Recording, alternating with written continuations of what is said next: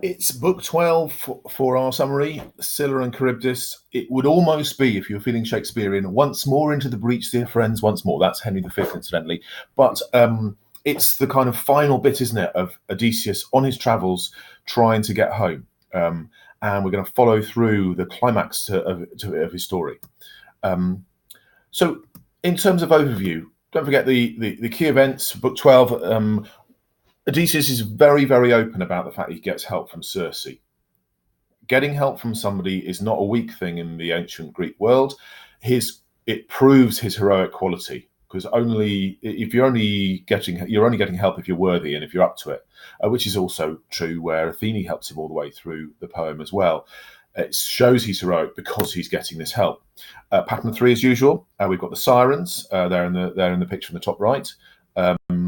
And we've got Scylla and Charybdis, which is kind of slightly mysteriously, my head now seems to have replaced one of the heads of Scylla, if you look carefully, which is a worrying thought. But anyway, and the island of the sun god. And we get to the final climax of the story, that it's the disobedience of the crew, which is the thing that brings about their downfall, which we'll come on to. So there's our overview.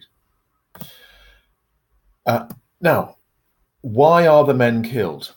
Now, in the end, their guilt is really clear. It's actually quite an interesting thing when you follow through. In line 274 of Book 12, Odysseus says, I've been warned by Tiresias and Circe to steer clear of the island of the sun, but the men all insist they go there, so they know they shouldn't have gone there. Line 304, when they land, Odysseus says, I've got to ask you to promise that you're not going to touch the cattle. And they all, as it says in line 304, accordingly, when all had sworn and completed the oath, we brought the good ship to anchor. They were warned. They made an oath they weren't going to touch the cattle. Line 347, once they've been trapped there for 5 weeks, they're all starving. And so Eurylochus, who is kind of the ringleader, isn't he, of all of this sort of stuff, he says to the other men, look, we're going to die of starvation, so let's just eat the cattle, and then if we ever reach our homeland in Ithaca, our first act will be to build Hyperion, the sun god, a magnificent temple. If in anger at the loss of his straight-horn herds he chooses to wreck our ship with the support of the other gods, I would sooner drown instantly in a watery grave than waste away by slow degrees.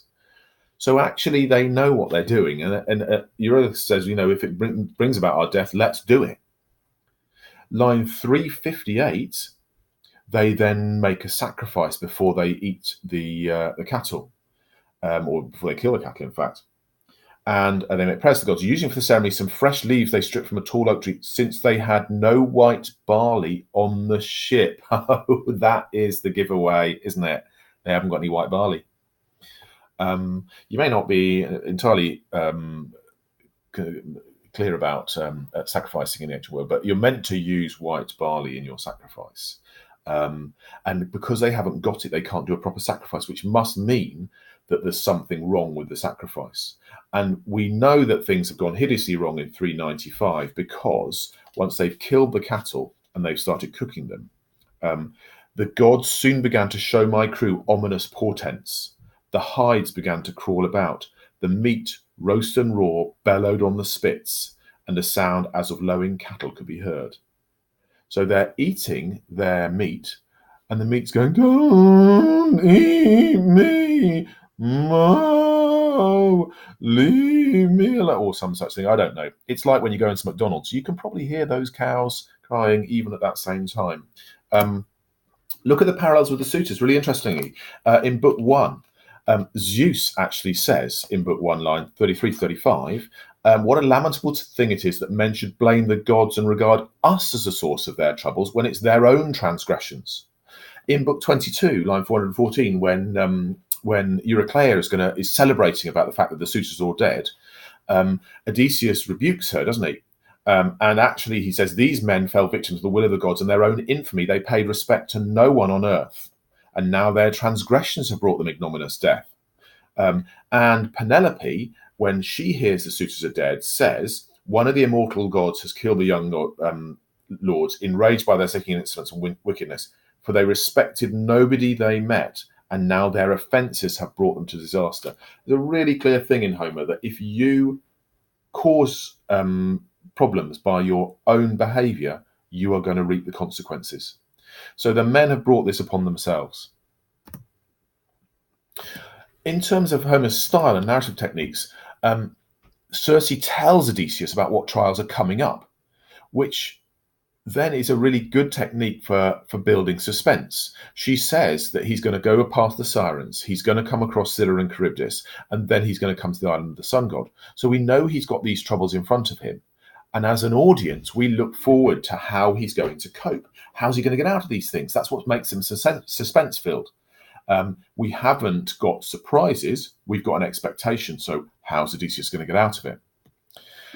The trials can't be avoided. He has to go past the Sirens. There's no choice. He must go between Scylla and Charybdis. His only choice is which side does he go. So the suspense builds because we know he can't escape this. And Homer and Odysseus have a problem, don't they? Odysseus is telling the story. Homer is obviously the bard who tells Odysseus' story. Odysseus looks an idiot because all the men are dead. And so that makes it look as if Odysseus is to blame. So by Circe saying the deaths are unavoidable with Scylla, and the men have brought death upon themselves because they were warned, Odysseus is going to be able to avoid that accusation, isn't he? He's going to say, oh, they were warned, but they didn't listen, and that's why they're dead, which allows Odysseus to explain how it is everybody's died, and it isn't necessarily his fault. Now, you may question whether he's telling the truth, of course. Is he a reliable narrator? But that's a separate question, isn't it? So there's a couple of interesting narrative techniques, suspense being built and an explanation for the men dying. And then finally, as you can see in this picture, Odysseus clinging to the fig tree above Charybdis, possibly falling either into Charybdis or onto my bald head. Odysseus's will to survive is enormous, isn't it? And it's really interesting that Eurylochus uses this metaphor. You are one of those hard men whose spirit never flags and whose body never tires. You must be made of iron. And this is where he's arguing that Odysseus, he's not letting the men take advantage of the cattle. But actually, this is what he's picked up from the whole of the journey, hasn't he? Once the ship is shipwrecked once again, Odysseus, not to be put off, makes a raft again once all the men are dead so that he can survive. And then when he gets to to Charybdis and Charybdis is about to swallow him down, he clings like a bat to the fig tree above Charybdis. And he clings on there, determined to survive, to make sure that he doesn't die. And only when Charybdis is settled again does he drop down and then sail or float his way past Scylla and Charybdis unnoticed. And manages to escape, which then, of course, takes him to Calypso's island.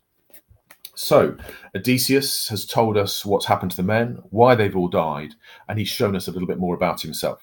And that's book 12.